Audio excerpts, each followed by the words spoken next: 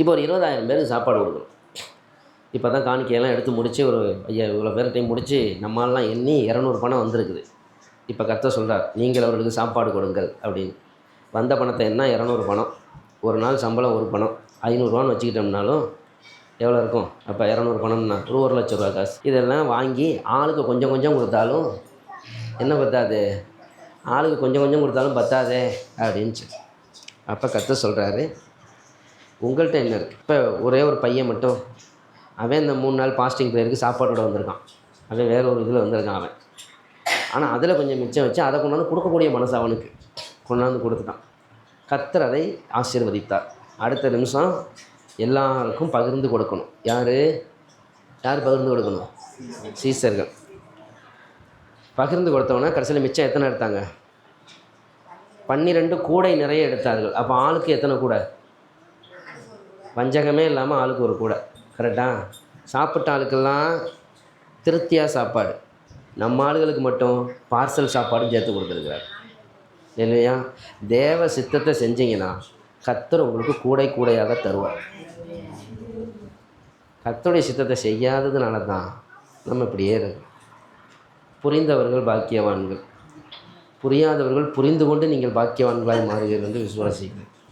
இல்லையா?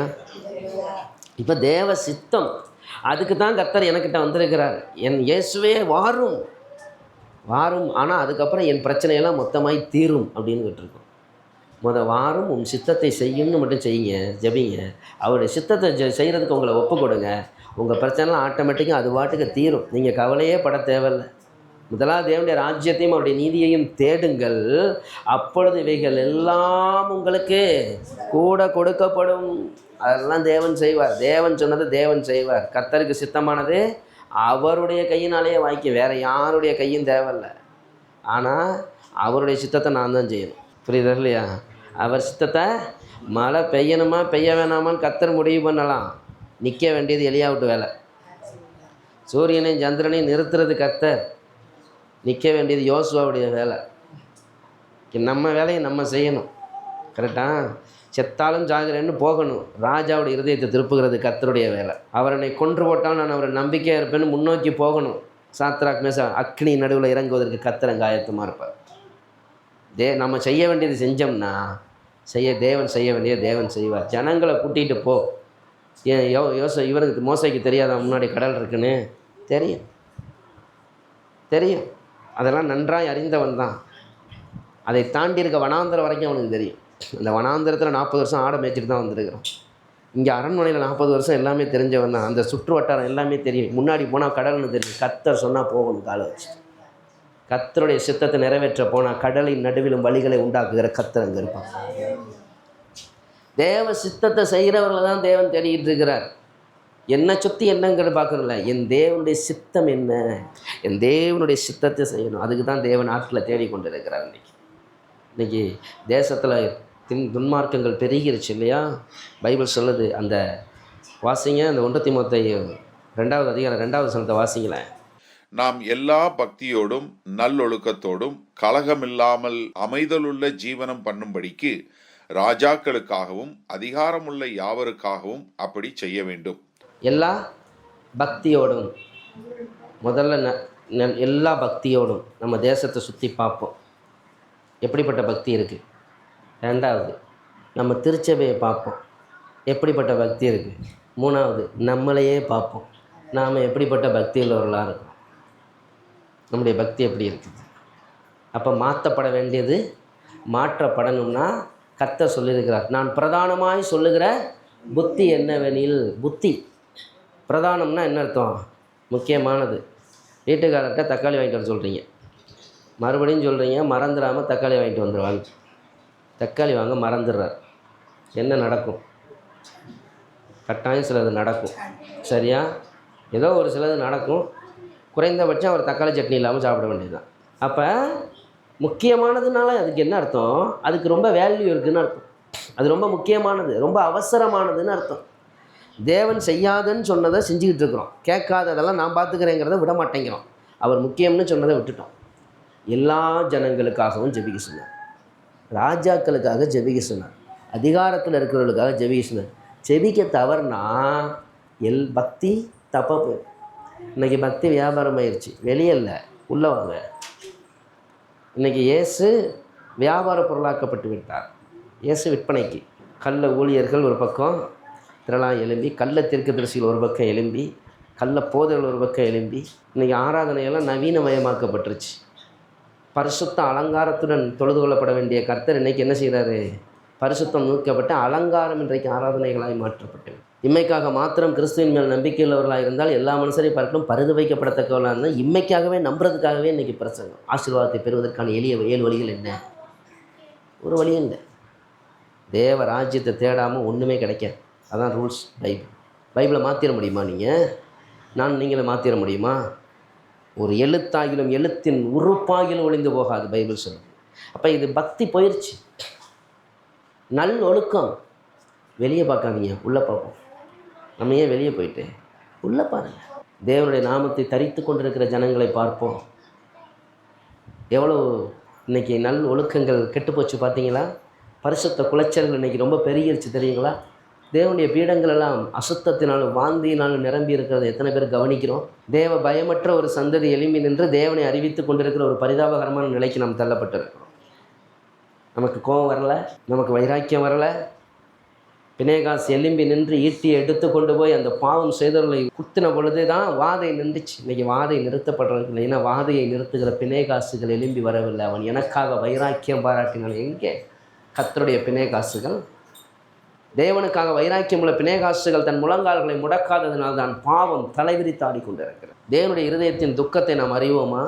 தம்முடைய ஏக சுதனென்றும் பாராமல் அவரையே கொடுத்தவர், சிலுவையிலே தன் ஜீவனை ஒப்பு கொடுத்த தேவனுடைய இருதயத்தை எத்தனை பேர் நம்ம அறிகிறோம்? அப்போ இன்றைக்கு நல் ஒழுக்கங்கள், கலகம் இல்லாத கலகம் இன்றைக்கி பெருகி நிற்கிது. கலகம் இன்றைக்கி எங்கேயும் தீமை, பிரிவினைகளை விதைக்கிறது தான் இன்றைக்கி. இன்றைய அரசியல் எப்படிப்பட்டதாக இருக்குது? அரசியல்னால் என்ன? நான் அதிகாரத்துக்கு வந்தால் மக்களுக்கு நான் என்ன செய்வேன்னு சொல்கிறது தான் அரசியல். கரெக்டாக? மக்களுக்கு சேவை செய்வதற்கு கொடுக்கப்படுகிற ஒரு வாய்ப்பு தான் அரசியல். ஆனால் இன்றைக்கி என்னன்னா, மக்களுக்குள்ளாய் பிரிவினையை எப்படி விதைப்பது? மதத்தின் பெயரால், இனத்தின் பெயரால், மொழியின் பெயரால், ஜாதியின் பெயரால் ஜனங்களை பிரித்து அதிகாரத்தை கைப்பற்றுவதற்கான போட்டிகள் தான் இன்றைக்கி என்னது நடக்குது. அதனால் கலகம் பெருகி நிற்கிறது.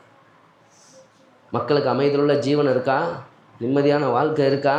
சரி, இதெல்லாம் இல்லைன்னா நான் ஜெபிக்கலைன்னு அர்த்தம். நான் ஜெபிக்காட்டி அப்போ தேவ சித்தம் என்ன இருக்குது? எல்லா ஜனங்களும் ரட்சிக்கப்படணும்னு கர்த்தர் விரும்புகிறாரு. ஆனால் தேசம் இப்படி இருக்குதுன்னா நான் கூப்பிட வேண்டியது கூப்பிடல. யாபேஸ் இஸ்ரவேலின் தேவனை நோக்கி கூப்பிட்டான். 2 நாளாகமும் 7வது அதிகாரம் 13 16 வரைக்கும். 2 நாளாகமும் 7வது அதிகாரம் 13 16 வரைக்கும்.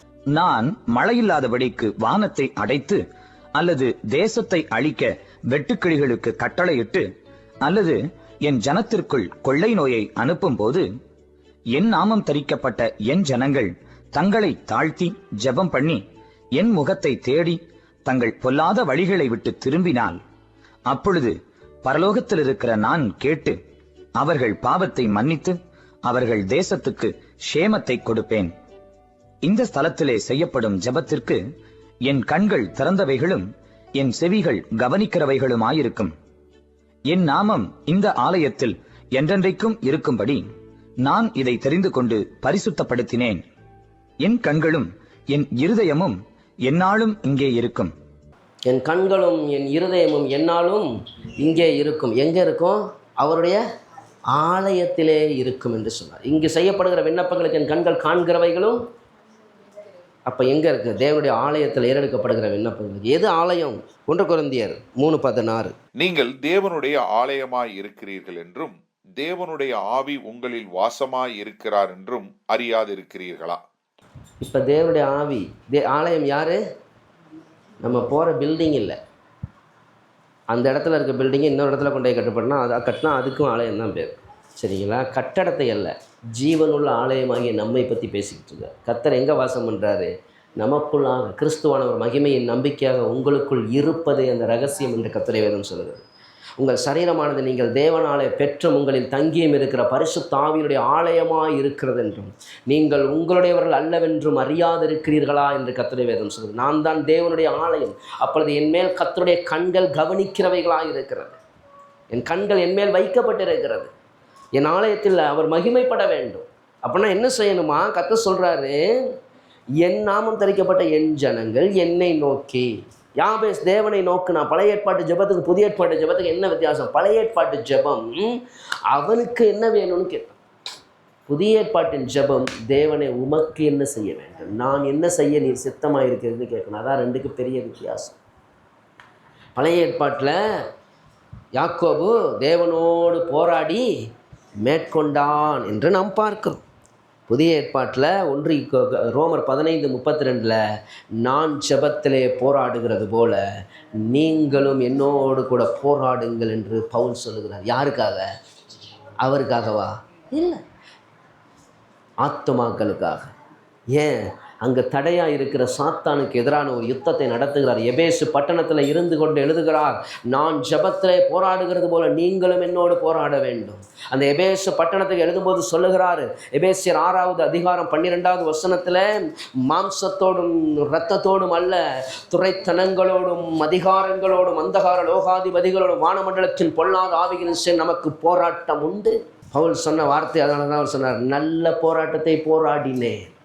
நாம் என்னென்னா நம்ம பிரச்சனையெல்லாம் தீர்த்து முடிச்சுட்டு எல்லாத்தையும் ஜெயிச்சுட்டு நம்ம இந்த பூமியில் கலந்து போகணும், சும்மா ஒரு போஸ்ட் அடித்து ஒட்டிட வேண்டியதுதான். நல்ல போராட்டத்தை போராடினேன். பவுல் ஆத்துமாக்களுக்காக தன் ஜீவனையும் ஒப்பு கொடுக்கிற ஒரு போராட்டத்தை போராடினார். நீங்கள் ரத்தம் சிந்தப்படத்தக்கதாக இன்னும் போராடவில்லையே. யோவான் ஸ்நானகன் பாவத்தை எதிர்த்து நின்று தலை துண்டிக்கப்பட்டான். இன்றைக்கி என்ன போராடி இருக்கிறோம்? இந்த ஜபங்களில் எவ்வளவு போராட்டம் இருக்குது. நமக்காக வடித்த கண்ணீரில் எவ்வளவு கண்ணீர் ஆத்துமாக்களுக்காக வடிச்சிருக்கிறோம். நாம் நமக்காக போராடின எவ்வளவு போராட்டங்களை அழிந்து போகிற ஆத்துமாக்களுக்காக போராடி இருக்கிறோம். பவுல் போராடு. புதிய ஏற்பாட்டின் போராட்டம் என்பது இதுதான். பழைய ஏற்பாட்டின் என்பது அந்த மனிதர்கள் தாங்கள் தேவனை சந்தித்து எதை பெற்றுக்கொண்டார்கள் அதையே பார்க்குறோம். புதிய ஏற்பட்ட ரூல்ஸ் வேறு, அதெல்லாம் நான் பார்த்துக்கிறேன். நீ உனக்காக நிற்காத, என்னுடைய ராஜ்யம் வர வேண்டும், என் ராஜ்யம் இந்த பூமிக்கு வருவது தான் அவனுடைய ஜெபமாக இருக்கணும். அதனால தான் இந்த ஜெபம் மாறுது.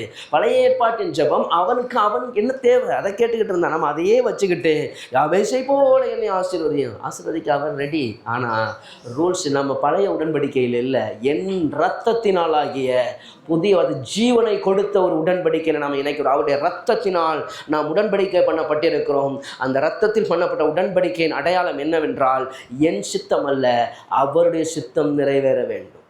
அதுக்கு அவருக்காக நான் கூப்பிடணுமா? எப்படி கூப்பிடணுமா? கர்த்தர் சொல்கிறாரு, தேசத்தில் தீமை நடக்குது, தேசத்தில் கொள்ளை நோய் வந்துருச்சு,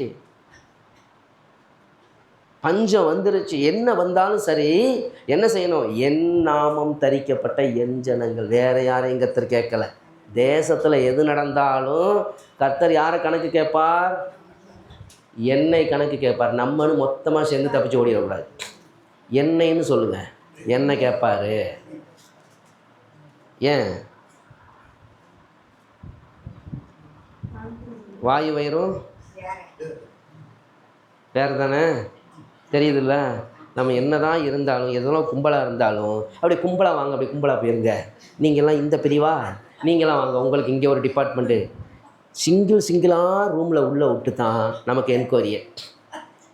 அவர் உருவாக்கின மனுஷன் இத்தினோண்டு மூளையை வச்சுக்கிட்டு நாம் இவ்வளோ டெக்னாலஜி இதையெல்லாம் வச்சுக்கிட்டு என்னென்னலாம் பண்ணிக்கிட்டு இருக்கிறோமே.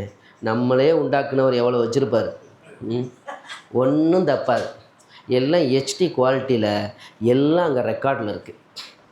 கிளியர் கட்டாக காண்பிப்பார், கிளியர் கட்டாக இருக்கும். சரியா? அதனால் நம்ம தப்ப முடியாது. ஆகவே கணக்கு கொடுக்கணும். அதனால தான் பைபிள் சொல்லுது, 2 கொரிந்தியர் 5:10 அவனவன் செய்த நன்மைக்காவது தீமைக்காவது தக்க பலனை பெறும்படி நாம் எல்லோரும் கிறிஸ்துவின் நியாயாசனத்துக்கு முன்பதாக வெளிப்பட வேண்டும். வெளிப்படாமல் எங்கே போக முடியாது? பரலோகத்துக்குள்ளே என்ட்ரி போட முடியாது. எத்தனை பேர் பரலோகத்துக்கு போகணும்? ஆமென். அதுலேயும் சிலர் போகலாம் பார்த்துக்கலாம் அப்படிங்கிற மாதிரியே இருக்கிறீங்க. நம்மளுடைய முடிவு அங்கே தான், டெஸ்டினேஷன் அங்கே போகணும். அங்கே போனால் தான் சக்ஸஸ்ஸு. இங்கே என்ன தலையில் 2 தண்ணி குடித்தாலும் ஒரு மனுஷனுடைய ஆயுசு நாட்கள் 70 வருஷம். பலத்தின் மிகுதியினால் அது என்னது? வருத்தமும் ஜஞ்சலம் தான். அப்போ காலத்திலேயே போயிட்டோம்னாலும் நல்லது தான். சரியா? ஆக மொத்தம் இங்கே ஒரு பீரியட் ஆஃப் டைம் தான். நமக்கு முன்னாடியும் பல மனிதர்கள் வாழ்ந்தார்கள், நமக்கு அப்புறமும் வாழலாம். நமக்கு இந்த பீரியட் ஆஃப் டைமை கர்த்தர் கொடுத்துருக்கிறார். இது டெம்பரவரி, இது டெம்பரவரி. அதனால தான் நமக்கு என்ன சொல்கிறார், நாம் இதைத்தான் பர்மனெண்ட்டு நம்பிக்கிட்டே இருக்கிறோம். இங்கே சாதிக்கிறதுலையே தான் நிறைய பேருக்கு. இங்கே எதை பெற்றேன், இங்கே பெற்றதை எதுவும் வச்சு பரலோகம் சம்பாதிக்கவே முடியாது. உங்கள் பொக்கிஷங்களை எங்கே சேர்த்து வைங்கன்னாரு, பரலோகத்தில் சேர்த்து வைங்க. அப்படின்னா என்ன செய்யணும், உங்கள் காசெல்லாம் தூக்கி எனக்கு தரணுமா? அது இல்லை. ஒரே ஒரு பாவி மனம் திரும்புகிற நிமித்தம் பரலோகத்தில் மிகுந்த சந்தோஷம் உண்டாயிருக்கும். ஆத்துமாக்களை ஆதாயம் பண்ணுகிறவர்கள் ஞானவான்கள் என்று என்ன பண்ணுறாங்க, அவர்கள் என்ன பண்ண, நட்சத்திரங்களை போல பிரகாசிப்பார்கள். அங்கே என்ன கணக்கு, ஆத்துமா அதுக்கு என்ன செஞ்சோம், இதுதான் கணக்கு. இப்போ இன்றைக்கி கர்த்தர் கொடுத்துருக்கிற இந்த அழைப்பை, அப்போ நான் வந்து என் ஜனங்கள் என் முகத்தை தேடி தங்கள் பொல்லாத வழிகள், நான் என்னங்க பொல்லாப்பு செஞ்சேன்? சாமுவேல் சொல்கிறார் இஸ்ரவேல் ஜனங்களை பார்த்து, நான் உங்களுக்காக ஜெபம் செய்யாவிட்டால் நான் பாவம் செய்கிறவனாக இருப்பேன். எத்தனை பேர் இங்கே பாவம் செஞ்சிட்ருக்கோம்? ஆமே. புரிஞ்சவர்கள் பாக்கியவான்கள், புரியாதவர்கள் புரிந்து கொண்டு பாக்கியவான்களாய் மாறும். நான் தேசத்துக்காக ஜெபிக்கிறேன், நான் பாவம் செய்கிறேன், நான் பாவம் செய்கிறேன். எனக்காக தன் சொந்த குமாரனை அவர் ஜீவ பலியாய் ஒப்புக் கொடுத்ததினால் நான் மீட்கப்பட்டேன். இவ்வளவு பெரிதான ரட்சிப்பை குறித்து நாம் கவலையற்றிருப்போமானால் வரும் கோபத்துக்கு எப்படி நாம் தப்பித்துக் கொள்வோம் என்று கர்த்தருடைய வேதம் சொல்லுகிறது. அருமையான தேவ பிள்ளைகளே, இன்றைக்கு நான் அவரை நோக்கி கூப்பிடுகிற அந்த கூப்பிடுதலின் சத்தமானது அவருடைய சித்தத்தை நிறைவேற்றுகிறதா இருக்க வேண்டும். அது பாவம். ஜெபிக்கல, நான் பாவம். நான் ஜெபத்தை தேசத்துக்காக ஜெபிக்கல, அழிந்து போகிற ஆத்துமாக்களுக்காக ஜெபிக்கல, திருச்சபைக்காக ஜெபிக்கல. நம்ம பாவத்தை பார்த்துட்டு அப்படியே ஐயோ இது இப்படி இருக்குது அது அப்படி இருக்குன்னு புலம்ப கர்த்தர் கூப்பிடலை. ஜெபிக்க கர்த்தருக்கு அவர் கூப்பிடுறார். ஜெபிக்கிறதுக்கு தான் கர்த்தர் கூப்பிடுறார். நம்மளை குறை சொல்கிறதுக்கு கூப்பிடலை, அதை இதை நியாயம் தீர்க்க கூப்பிடலை, திறப்பிலே நிற்கும்படியாகத்தான் நம்மை கூப்பிட்டு இருக்கிறார். நாம் கூப்பிட வேண்டும். அதை தான் கர்த்தர் கேட்குறார். அவன் சொல்கிறான், ஆண்டவரே தேவனுக்கு என்னை ஆசீர்வதி. யார் ஆசீர்வதியும்? என்னை ஆசீர்வதி. இப்போ புதிய ஏற்பாட்டில் என்ன செய்யணும்? தேவனை ஆசீர்வதிக்கணும். புதிய ஏற்பாட்டுடைய ஆசீர்வாதம் ஆவிக்குரியது. அப்போ என்ன ஆசீர்வாதம் வேணும்? எந்த ஆசீர்வாதம் வேணும்? கர்த்தருடைய வார்த்தை சொல்லுது, பிரியமானவனே உன் ஆத்துமா வாழ்கிறது போல நீ எல்லாவற்றிலும் வாழ்ந்து சுகமாக இருக்கும்படி வேண்டுகிறேன். இங்கே புதிய ஏற்பாட்டில் எது ஆசீர்வாதம்?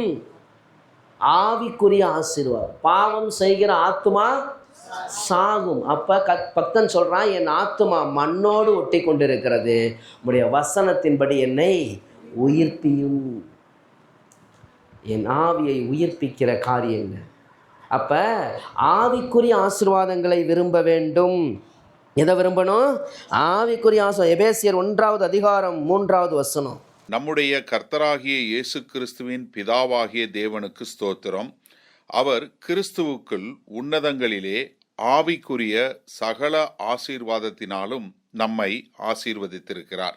இதில் ஆவிக்குரிய சகல ஆசீர்வாதத்தினால எத்தனை பேர் கேட்குறோம், ஆண்டவரே ஆவிக்குரிய ஆசீர்வாதங்கள், உன்னதத்தின் ஆசீர்வாதங்களை கேட்கணும். இன்னைக்கு கர்த்தர் வருகிறார். கர்த்தர் வந்து என்னத்தை பார்ப்பார்? வரங்களையா கனிகளையா?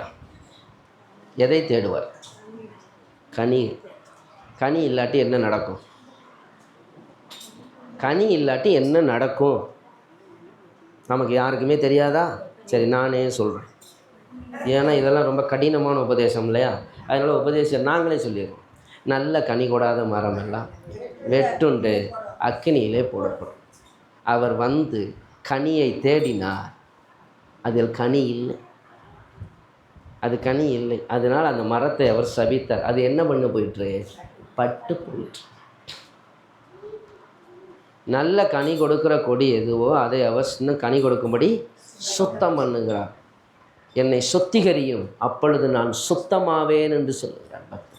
எத்தனை பேர் ஒப்பு கொடுக்க விரும்புகிறோம்? என்னை சுத்திகரியும் ஆண்டவரை, உமக்கேற்ற வண்ணமாக. திராட்சை செடியிலே அந்த கொடியானது நிலைத்தராவிட்டால் தானாய் கனி கொடுக்க மாட்டாது. இன்னைக்கு கிறிஸ்துவோடு இணைந்திருந்தால் கிறிஸ்துவின் பாரம் என்னுடைய பாரமாக இருந்திருக்கும். கிறிஸ்துவின் சித்தம் என் சித்தமாக இருந்திருக்கும். இன்றைக்கி கிறிஸ்துவோடு இணைக்கப்படாமல் நான் தனியாக நிற்கிறேன். அதனால தான் கொடி காஞ்சு போயிருக்கு, அதில் செழிப்பு இல்லாமல் இருக்குது, அதில் நன்மை வராமல் இருக்குது. இன்றைக்கி என்ன தேவை? உன்னதத்தின் ஆசீர்வாதங்கள். 1 கொரிந்தியர் 1:5 வாசிங்க. நீங்கள் இயேசு கிறிஸ்துவுக்குள்ளாய் எல்லா உபதேசத்திலும் எல்லா அறிவிலும் மற்ற எல்லாவற்றிலும் சம்பூரணம் உள்ளவர்களாக்கப்பட்டிருக்கிறபடியால். பாருங்க, சொல்கிறார், நீங்கள் இயேசு கிறிஸ்துவாய் எல்லா உபதேசத்திலும் எல்லா அறிவிலும் மற்ற எல்லாவற்றிலும் சம்பூர்ணம் உள்ளவர்களாக்கப்பட்டிருக்கிறேன். பலியை எல்லாம் இரக்கத்தையும் சமாதான வழிகளை பார்க்கலாம் தேவனை அறிகிற அறிவையே நான் விரும்புகிறேன். எதை விரும்புகிறார் கர்த்தர்? அவரை அறிகிற அறிவு. பவுல் சொல்கிறார், அவரை அறிகிற அறிவின் மேன்மைக்காக எல்லாவற்றையும் நஷ்டம் என்று விட்டேன், குப்பையுமாக எண்ணுகிறேன். இன்றைக்கி அவர் அறிகிறோமா? அவர் அறிவதற்கு ஒருத்தரை ரொம்ப அறியணும்னா என்ன செய்யணும்? அவரோட நெருக்கமாக இருக்கணும். எவ்வளவு தூரம் ஒருத்தரோட நெருக்கமாக பழகுறோமோ அந்தளவுக்கு தான் அவரை நெருக்கமாக அறிய முடியும், இல்லைங்களா? அப்போ நம்ம எந்த அளவுக்கு அவரோட நெருக்கமாக இருக்கோமோ அந்தளவுக்கு தான் அவரை அறிவோம். நம்ம வெறும் தேவைக்கு தேடுற ஏடிஎம் மிஷினாகவே வச்சுருந்தோம்னா அவரை பற்றி தெரிஞ்சுக்கிறதுக்கு வாய்ப்பே இல்லை. கேளுங்கள் தரப்படும், தட்டுங்கள் திறக்கப்படும் அப்படின்னே உட்காந்துருந்தோம்னா போய் ஏசாயா கர்த்தருடைய அக்கினி சந்தித்த பொழுது அடுத்த நிமிஷம் அவன் வாழ்க்கை மாறுது, அவன் இருதயம் மாறுது. இப்போ சொல்கிறான், ஆண்டவரை என்னை அனுப்பும், நான் போகிறேன். எனக்கு என்ன வேணும்னு சொல்லலை, அக்கினி சந்திச்சா அவருடைய சித்தம். இன்றைக்கி அக்கினி எதுக்கு வருது? தேவையா? அப்போ இன்றைக்கி அவரை அறிகிற அறிவுக்காக எதை இழந்தோம்? தூக்கத்தை, கோபத்தை, புறங்கூறுறதை இழந்திருக்கோமா? அவரை அறிகிற அறிவு, அவர் அறிகிற அறிவு வந்தால் அவரில் விசுவாசமாக இருக்கிறேன் என்று சொல்லுகிறவன் அவர் நடந்தபடியே தானும் நடக்க வேண்டும். கர்த்தர் சொல்கிறாரு, அவனின் மேல் வாஞ்சையாக இருக்கிறபடியால் அவனை விடுவிப்பேன், என் நாமத்தை அவன் அறிந்திருக்கிறபடியால் அவனை உயர்ந்த அடைக்கலத்தில் வைப்பேன். அப்போ அவரை அறிகிற அறிவின் மேன்மை நமக்கு வேணுமே. எல்லா உபதேசத்திலும் வேதம் சொல்லுகிறது, வேத வாக்கியங்கள் எல்லாம் தேவ ஆவியினால் அருளப்பட்டிருக்கிறது. எதுக்காக? தேவனுடைய மனுஷன் தேறினவனாகவும் எந்த நற்கிரியையும் செய்ய தகுதி உள்ளவனாகவும் இருக்கும்படி அவைகள் உபதேசத்துக்கும் கடிந்து கொள்ளுதலுக்கும் சீர்திருத்தலுக்கும் நீதியை படிப்பிக்குதலுக்கும் மிகவும் பிரயோஜனம் உள்ளதாக இருக்கிறது. கடிந்து கொண்டு சிட்சித்து உம்முடைய வேதத்தை கொண்டு போதிக்கிற மனுஷன். அப்போ நான் பாக்கியவனா? தெரில. எப்படி போதிக்கணுமா? வேத போதனை என்ன? சிட்சிக்கும், கடிந்து கொள்ளும். எத்தனை பேர் கேட்குறோம்? என்னை கடிந்து கொள்ளும் ஆண்டவரேன்னு எத்தனை பேர் கேட்குறோம்? தேவன் கொஞ்சம் இது பண்ணிட்டாலே சிலருக்கெல்லாம் முகமெல்லாம் மாறி எல்லாம் அப்செட் ஆகி, கர்த்தர் என்னை பற்றி இப்படி சொல்லிட்டாரா, உன்னை வாழாக்காமல் தலையாக்குவேன்னா 32 பல்லு வெளியே வந்துடும். ஆனால் ஏதாவது ஒன்று கர்த்தர் சொல்லிட்டாருன்னா தாங்க முடியாது. ரத்தமெல்லாம் என்ன செஞ்சிடும்? பிளட்டு ப்ரெஷர் ஆகி பாஞ்சு வெளியே வந்துடுமா? சுத்தமாக்கும், என்னை சுத்தமாக்கும், அப்பொழுது நான் சுத்தமாக்க ஆண்டவரை. அவர் கேட்ட வண்ணமாக மாறணும். அதான் அழைப்பு. அப்போ இங்கே மாறணும். அதான் ஆவிக்குரிய ஆசனம். அது நம்மை மாற்றும். உபதேசம் வேணும். சுவிசேஷத்தை கேட்குறதுலேயே தான் சந்தோஷம். சுவிசேஷம்னா என்ன தெரியுமா? இயேசு எனக்கு என்ன செய்தார், எனக்கு என்ன செய்வார்னா சுவிசேஷம். உபதேசம்னா இயேசுவுக்கு நான் என்ன செய்ய வேண்டும், இயேசுவுக்காக நான் எப்படி வாழ வேண்டும்னா அது உபதேசம். நமக்கு என்ன வேணும்னு நமக்கு தெரியும், அது கர்த்தருக்கும் தெரியும். ஆனால் இப்போ கர்த்தருக்கு என்ன வேணுங்கிறது நமக்கு தெரிஞ்சா நலமானது. இந்த வார்த்தையை கேட்டு நீங்கள்லாம் மனம் திரும்பிட்டீங்கன்னா, நீங்கள்லாம் ஆமாம் ஆண்டவரே என்னை மாற்றினீங்கன்னா ரொம்ப சந்தோஷப்படுவேன். அல்லேலூயா. கர்த்தர் நிச்சயமாகவே உங்களை தூங்க விட மாட்டாருங்கிறது மட்டும் எனக்கு நல்லாவே தெரியும். அது சும்மா வரவில்லை, ஜெபத்தோடு தான் வந்திருக்கோம். நான் ஒரு பெரிய பிரசங்கியாரெலாம் இல்லை, எனக்கு பிரசங்கம் பண்ணவே தெரியாது. கர்த்தர் சொல்கிற வார்த்தையை சொல்ல தெரியும், அவ்வளோதான். அதனால் நிச்சயமாகவே தேவன் அதுக்கு தான் வந்திருக்கிறார். ஆகவே தேவன் உங்களை ஆசீர்வதிக்க விரும்புகிறார். எத்தனை பேருக்கு ஆசீர்வாதம் வேணும்? அல்லேலூயா. உன்னதத்தின் ஆசீர்வாதத்தினால் நிரப்பப்படணும். ஆண்டவரே என் கனிகளில் என்னை உயிர்ப்பையும் ஆண்டவரே. ஆவியின் கனியோ அன்பு, சந்தோஷம், சமாதானம், நீடிய பொறுமை, தயவு, நற்குணம், சாந்தம், விசுவாசம், இச்சைகள் உண்டாகட்டும். கேட்கணும், எங்கே இருக்குது எங்கே இல்லைன்னு தெரியணும். இல்லாததை கேட்கணும், இருக்கிறது பெருகும்படி வாஞ்சிக்கணும். எது அன்பு? என்னை நேசிக்கிறவனை நேசிக்கிறது இல்லை, என்னை வெறுக்கிறவனை நேசிக்கணும். பழைய ஏற்பாட்டில் ஆண்டவரே அவன் பேர் முதலாய் அழிந்து போகட்டும்னு தாவீதின் ஜெபத்தை எடுத்து ஜெபிச்சிடக்கூடாது. அது பழைய ஏற்பாட்டு ஜெபம். புதிய ஏற்பாட்டு ஜெபம், உங்களை துன்பப்படுத்துகிறவர்களுக்காக ஜெபம் பண்ணுங்க. உங்களை நொந்திக்கிறவர்களுக்காக தூசிக்கிறவர்களுக்காக என்ன செய்யுங்க? ஜெபம் பண்ணுங்க. அவர்களை ஆசீர்வதிக்க வேண்டியதை அன்றி மண்ணை வாரி தூக்கி அடிக்காதிருங்கள். அல்லேலூயா. உன் சத்துரு பசியாக இருந்தால் வேஸ்தை வச்சு கொன்று. என்ன சொன்னார் கர்த்தர்? போஜனம் போடு. அப்போ உன் வீட்டாரே உனக்கு, அப்போ வீட்டில் யாருக்காச்சும் சண்டை வந்துச்சுன்னா, வீட்டுக்கார மேலே சண்டை வந்தால் அன்னைக்கு அவருக்கு என்ன பிடிக்குதோ அதை சமைச்சு கொடு. அது மூலமாக நீங்கள் தேவனுடைய புத்திரராக இருக்கிறீர்கள். அல்லேலூயா. எத்தனை பேருக்கு புரிஞ்சிருச்சு? அல்லேலூயா. பாருங்கள் எவ்வளோ சந்தோஷமாக இது பண்ணுறோம். தேவரீர் என்னை ஆசீர்வதியும், ஆவிக்குரிய ஆசீர்வாதம். அதை நீங்கள் வாஞ்சிங்க, மற்றதெல்லாம் தானாக வந்துடும். தேவன் விரும்புகிறது நமக்குள்ளே நடந்துச்சுன்னா நமக்கு என்ன தேவையோ அதில் சிங்கக்குட்டிகள் தாழ்ச்சி அடைந்து பட்டினியாக இருக்கும். கர்த்தரை தேடுகிறவர்களுக்கு ஒரு நன்மையும் குறைபடாது. ஏன்? சிங்கத்தை சொல்லியிருக்கிறாரு. அதான் காட்டுக்கு ராஜா. அது விட்டு புள்ள பட்டினியாக கிடக்குமா? வாய்ப்பே இல்லை. அது நினச்சா எதை வேணாலும் அடித்து தன் பிள்ளைக்கு எதையும் கொடுக்கலாம். அதுவே இல்லாமல் இருந்தாலும் சரி, ஒரு குறைவு இல்லாமல் நான் நடத்துவேங்கிறார் கர்த்தர். இல்லையா? ஆனால் இங்கே என்னென்னா, நம்ம குறைவுகளை சரியாக்க அவர் வர விரும்புகிறார். நம்மை மாற்றவும் நம்மை மறுரூபமாக்கவும் நம்மில் தம்முடைய மகிமையை வெளிப்படுத்த அவர் விரும்புகிறார். அதுக்கு தான் நாம் அவருடைய மகிமைக்கென்று நாட்டின நீதியின் விருட்சங்களாய் காணப்படுகிறோம் என்று கர்த்தருடைய வேதம் சொல்கிறது. அப்படின்னா என்ன நடக்கணும்? அவருடைய மகிமையின் விருட்சமாய் நான் மாற வேண்டுமானால் கர்த்தராகிய தேவன் சொல்லுகிறார், கர்த்தராகிய தேவனுடைய ஆவியானவர் என்மேல் இருக்கிறார்.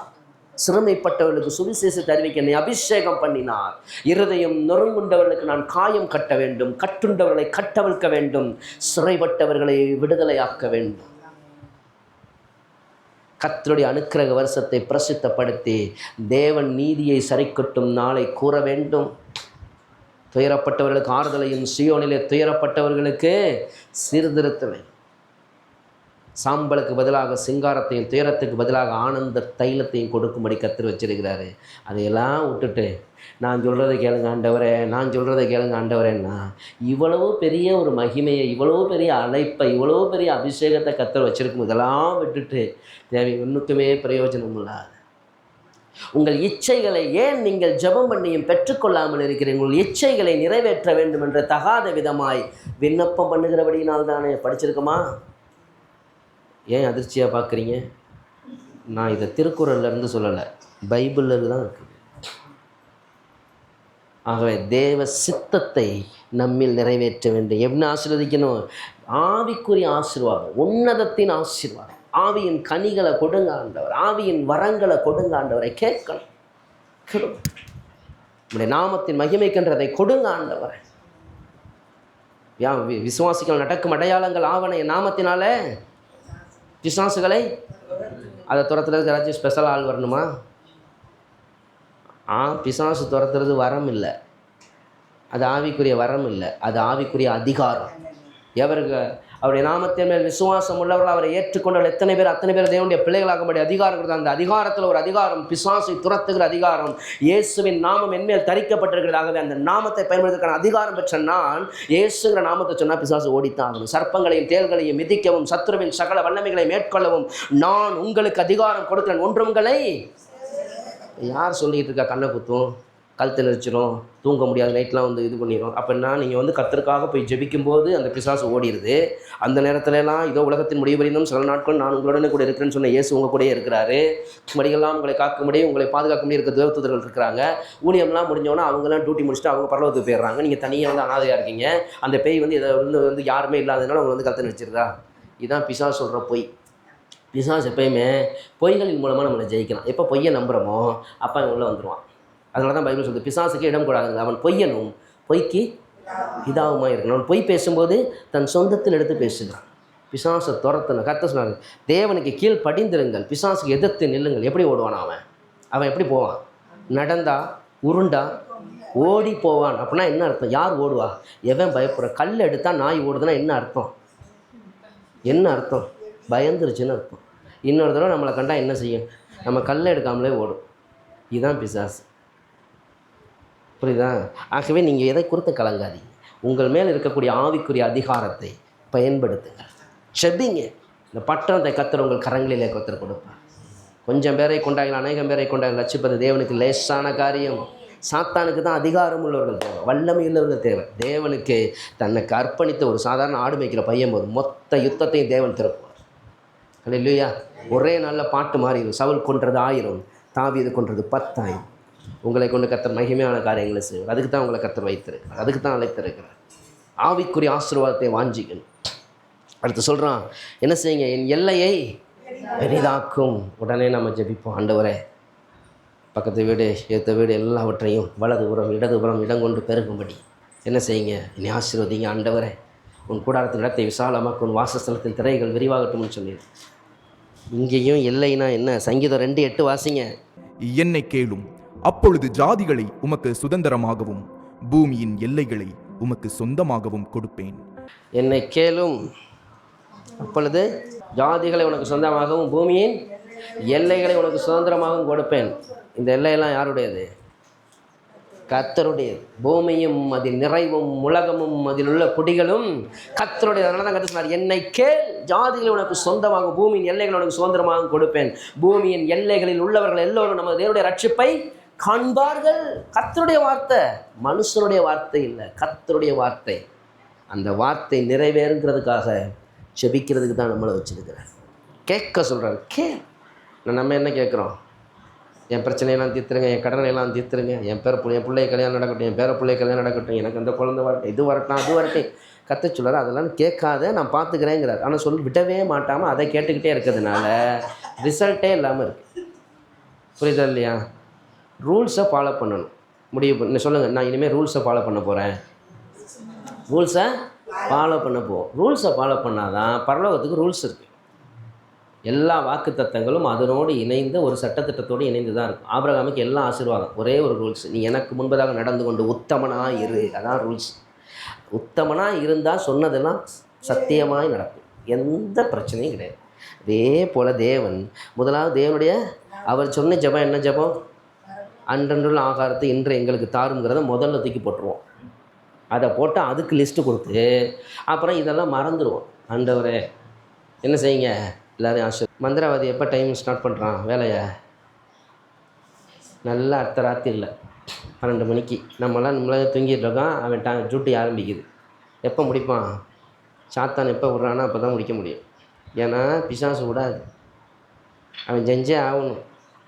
ஆனால் கர்த்தர் நம்மக்கிட்ட வந்து மெல்லி அமர்ந்த சத்தத்தில் மகனே மகளை எந்திரினா, ஆண்டவரே நான் டயர்டாக இருக்கிறேன்னு திரும்பி தூங்கிட்டு இருக்கோம். சாத்தான் வந்து அவன் ஆளை பிடிச்சி வச்சு வேலை வாங்கிட்டு இருக்கான். நம்ம ஆண்டவர் என்ன செஞ்சிட்ருக்கிறாரு? அவர் அமர்ந்த மெல்லிய சத்தத்தில் நம்மளை வந்து கூப்பிட்றாரு. நம்மளை பலாத்காரம் பண்ணுறதே இல்லை, கதவை தட்டுறாரு, கதவை உள் தப்பாக போட்டுட்டு தூங்கிடுறோம். சாத்தான் தேசத்தில் ஜக்குன்னு குதித்து ஆடிக்கிட்டே இருக்கான். அப்போ இன்றைக்கி ஒரு முடிவு எடுக்கணும். என்னென்னு? எல்லைகளை சுதந்திரிக்கணும். நம்ம எல்லைகளை சுதந்திரிக்கிறது கர்த்தர் கூப்பிட்டுருக்கிறார். இந்த எல்லைகளை கர்த்தருக்காக நீங்களாம் சுதந்திரிக்கணும். அதுக்கு தான் கர்த்தர் வச்சுருக்கிறார். திரள் கூட்டம் ஜனம் நரகத்தை நோக்கி போய்கிட்டு இருக்குது. பாரம் வரலையா? வரணும். வேதத்தை ஜனங்கள் காத்து நடவாத போது என் கண்கள் இருந்து நீர்த்தாரைகள் ஓடுகிறதுங்கிறான் பக்தன். என் ஜனமாகிய குமாரத்தை சிறைப்பட்டு போகிறான். என் கண்கள் கண்ணீரும், என் கண்மையோடு என்ன செய்யணும்? நீருற்றால் நலமாக இருக்குங்கிறான். என் தலை தண்ணீரும், என் கண்கள் கண்ணீருற்றால் நலமாக இருக்குங்கிறான் பக்தன். வர வேண்டாமா? கேட்கணும் கர்த்தர். அதை தான் கர்த்தர் விரும்புகிறார். கடைசி சொல்கிற, ஆண்டவர் உம்முடைய கரம் என்னோடு இருப்பதாக. அவருடைய கரம் நம்ம கூட இருக்கு. இஸ்ரவேலின் தேவனுடைய கரம் நம்மோடு இருக்கிறது. லூக்கா 11:20. நான் தேவனுடைய விரலினாலே பிசாசுகளை துரத்துகிறபடியால் தேவனுடைய ராஜ்யம் உங்களிடத்தில் வந்திருக்கிறதே. இப்போ இங்கே தேவனுடைய விரலினாலே பிசாசுகளை துரத்துகிறபடினால் என்ன வந்துருச்சு? தேவனுடைய ராஜ்யம். கர்த்தர் சொன்னார், என்ன ஜெபம் சொன்னார்? உம்முடைய ராஜ்யம் வருவதாக. அவருடைய ராஜ்யம் வரணும்னா என்ன செய்யப்படணும்? சாத்தான் துரத்தப்பட வேண்டும். 2 Corinthians 4:4 வாசிங்க.